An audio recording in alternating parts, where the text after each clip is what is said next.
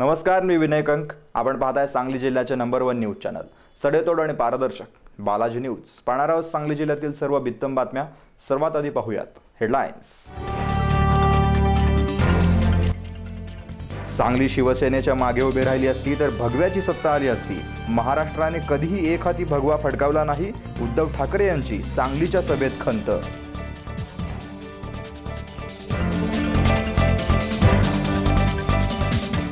मिरजेतील ऐतिहासिक मेरासाहेब उर्सास प्रारंभ. अनेक सांस्कृतिक कार्यक्रमांची पर्वणी.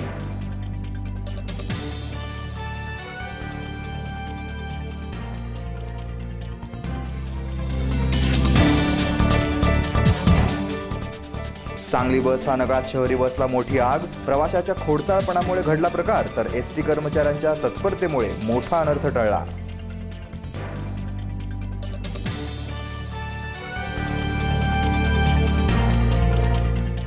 बंद पडत चाललेल्या जिल्हा परिषद शाळा टाकतायत कात. पलूस तालुक्यातील बांबवडेतील जिल्हा परिषद शाळा बनली डिजिटल. शाळेच्या शिक्षकांनी पगारातील रक्कम देऊन केले मोलाचे सहकार्य.